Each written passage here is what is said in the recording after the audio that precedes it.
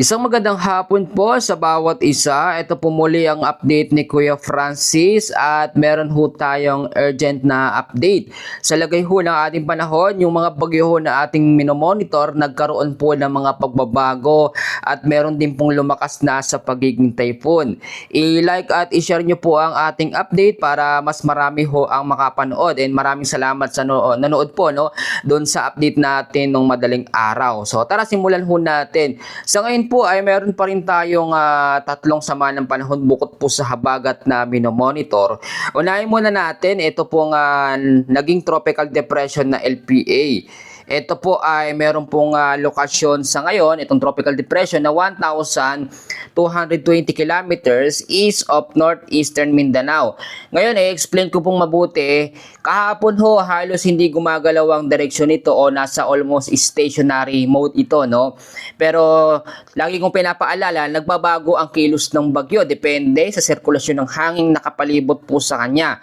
May taglay po itong hangin ngayon na 45 kilometers per hour at may pagkilos po na umaabot naman o bugso sa 55 kilometers per hour. Ang kilos ho niya pa northwestward sa bilis ho na 10 kilometers per hour. So hindi ho inaalis ang tsansa na itong tropical depression ay pumasok sa ating Philippine Area of Responsibility sa mga susunod po na mga araw o mga oras. At ito ho, mag-uunahan lang yan, itong tropical depression at itong typhoon na Saudel na makapasok sa PAR. At kung alin po ang mauna sa dalawang bagyo na yan, ay papangalanan pong bagyong Obet sa loob po ng ating Philippine Area of Responsibility. Bagamat itong tropical depression na ito, malapit po dito sa may silangan po ng Mindanao at malapit sa parteng Eastern Visayas, hindi ho nakikita ito nalalakas sa pagiging typhoon at super typhoon category. Ihuli natin itong typhoon na Saudel ha. Isunod natin muna itong ito ho, isang ganap na low pressure area. Ito po yung dating bagyong Neneng na meron pong lokasyon na 630 kilometers north-northeast of Itbayat, Batanes. So hindi na hinahatak ng bagyong Neneng ang habagat. Kaya ngayon nandito po tayo sa tinatawag na monsoon break. Pansamantala lamang po ito, 3 to 5 days hanggat walang bagyo ay maglaban na tayo, mag-asikaso ng ating bahay, yung mga bubong na meron tulo ang tubig ay i-double check nyo. Ngayon, dito po tayo. Ito po yung tinututukan natin at ito yung sinasabi ko na bagyo ho nalalakas sa pagiging super typhoon. Nasa typhoon category na po ito, ibig sabihin category 4 na. Ang lokasyon ho ng Typhoon Saudel ay 2,630 kilometers east of northern Luzon. Tinataglay na po nito ang hangin na umaabot po sa 130 kilometers per hour. May bugsuho na umaabot sa 160 kilometers per hour. At ang pagkilos po nito pa northwestward sa bilis na 20 kilometers per hour. Ngayon po, kung makikita ho ninyo, tumaas ho ang tsansa ng Typhoon Saudel na pumasok sa ating PAR. By next week, sa Monday hanggang sa mga susunod po na mga araw, ay lalapit ito dito sa ating Philippine Area of Responsibility. Diyan po, sa may silangan po ng extreme northern Luzon. So ngayon, itong tropical depression sa silangan ng Mindanao, hindi ito ang magpapalakas po sa habagat o sa southwest monsoon. Bagkos, itong Typhoon Saudel na pasok sa pagiging super typhoon sa mga susunod po na mga araw. By Monday, kitang-kita nyo po kasi ang lakas ng super typhoon natin, 185 kilometers per hour pataas. So doon po tayo nagdedepende sa lakas ng hangin nito, at kung makikita nyo 220, 205, itong kulay pink po na yan, ito po yung super typhoon category na talaga namang life-threatening po ang lakas ng hangin na yan.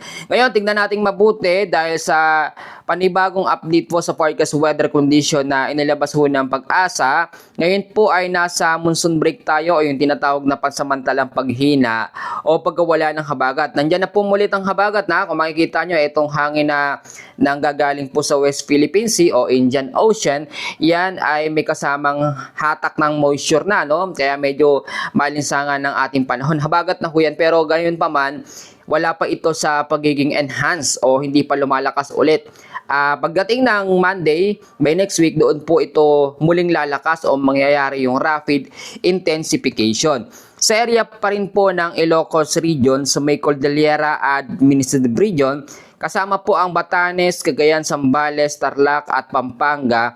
Kahit po nasa monsoon break tayo ay may chance pa rin lalo na ngayong hapon at sa gabi ng cloudy skies with scattered rains and thunderstorms dahil po sa habagat o southwest monsoon. Alam niyo po yung habagat, talagang ang normal na lakas lamang nito ay 35 to 50 kilometers per hour. Pero kapag mayroong mga bagyo, lalo na po ang super typhoon, dumodoble ang lakas nito sa 62 to 88 kilometers per hour, no? Yun po yung bugso ng habagat.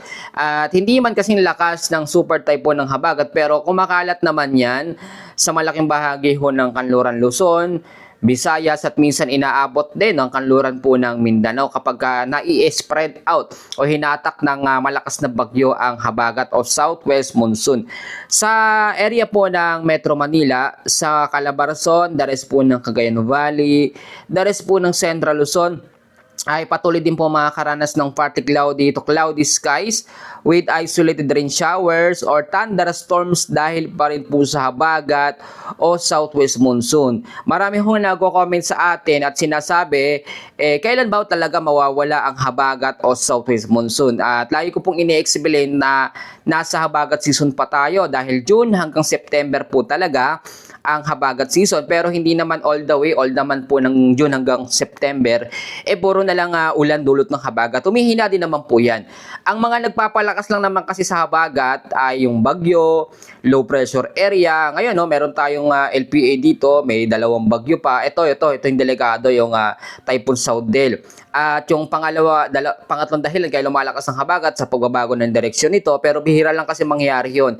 At yung pang-apat, yung pagtama nito sa kabundukan, no? Pag tumama yung habagat sa mga kabundukan, yung dalang tubig nito galing po sa West Philippine Sea, sumasabog o kumakalat, no? Nag-explode po yun. Kaya yun yung bugso ng sinasabi natin na biglaan dulot po ng habagat o southwest monsoon. Ngayon, ang malinaw na sagot natin kung kailan mawawala ang habagat, depende. Depende ho kung wala ng bagyo sa loob at sa labas ng ating par. Pero base na rin sa tropical cyclone threat potential na inilabas ng Pag-asa and then doon sa ating advanced weather system, pagtapos po ng bagyong Saudel ay wala na pong nakikita na susunod na panibagong bagyo na malakas. At yun yung pagkakataon na hihina po ang habagat o southwest monsoon o mangyayari ulit yung monsoon break. Ngayon kasi naka-monsoon break tayo ng pansamantala lang, no? Nasa 3 to 5 days, so maganda nga ho kung abutin ng 5 days. Pero by Monday, Tuesday, Wednesday, sa mga susunod na araw, by next week, ay unti-unti na po muli nating mararamdaman ang epekto ng habagat o southwest monsoon sa may kanlurang bahagi ho ng ating bansa. Yung ibang mga kababayan natin sinasabi hindi raw po totoo, no, na typhoon category na ang bagyong Saudel kasi hindi naman daw po nararamdaman. Ngayon ho, ito ay bumibelo dito po sa karagatang Pasipiko. Kung makikita nyo, lumalawak na yung vicinity nito, yung pinaka-radius o yung rain bands, yung kanyang pinaka-lawak po, no? Nakikita naman natin yung wind field, ayan, yung hangin po, no? Yung mga hangin na umiikot sa palibot po nitong Typhoon Saudel, yan po yung sobrang mapaminsala. At dahil nasa karagatan pa siya, nasa tubig pa siya, nasa Philippine Sea, hindi pa tayo direktang naapektuhan. Pero by Monday, next week, extreme northern Luzon, ilang bahagi ng ating bansa ay maaapektuhan ng trough extension ng kanyang hangin. At ang epekto talaga nitong matindi ay yung paghatak nito sa habagat o southwest monsoon. Marami ding naguguluhan bakit daw Saudel ang pangalan ng bagyo, hindi daw po Obet.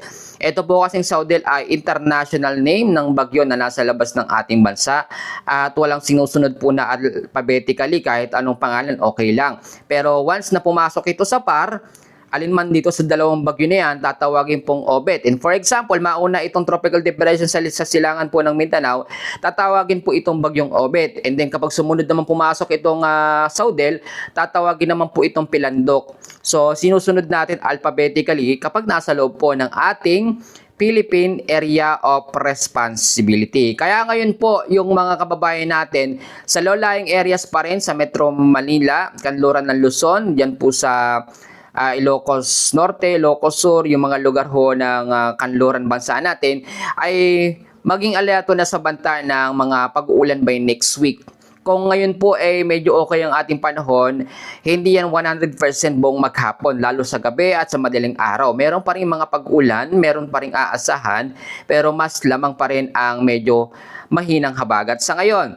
At summarize natin, pangunahing weather system pa rin natin ay habagat. At pangalawa, yung mga sama ng panahon, isang LPA at meron 2 bagyo na nasa labas ng ating par. Kailangan po natin magdoble ingat dahil eto nga, may nagtanong sa atin kung etong tropical depression na yan ay sumanib dito po no sa Typhoon Southwell. Sa pagkakataong ito, may distansya ito o kapag umabot ang distansya niyan ng 1,700 kilometers, pwedeng mangyari yung tinatawag natin na Fujiwara effect o yung pagsasanib po ng 2 bagyo, yung isang mahina ang hihigupin. Pero sa pagkakataong kasing ito, ay nagkakaroon na ng movement o pagkilos po itong tropical depression sa silangan ng Mindanao papasok ng ating par. Kaya hindi na natin nakikitang hihigupin niya ng Southwell o bagyong Southwell kasi ang bilis na ng kilos nito no papunta sa ating extreme northern Luzon na area. Sa ngayon yan muna ang ating pinaka-latest na update sa lagay ng ating panahon. At kapag meron pong mga urgent na update, antabayanan nyo ang post at update ni Kuya Francis sa ating mga channel. No? Kilala nyo naman po ako. Meron tayo sa madaling araw, sa umaga, at meron po tayo sa hapon. Yan muna ang latest na update natin. Maraming salamat at God bless po sa inyong lahat.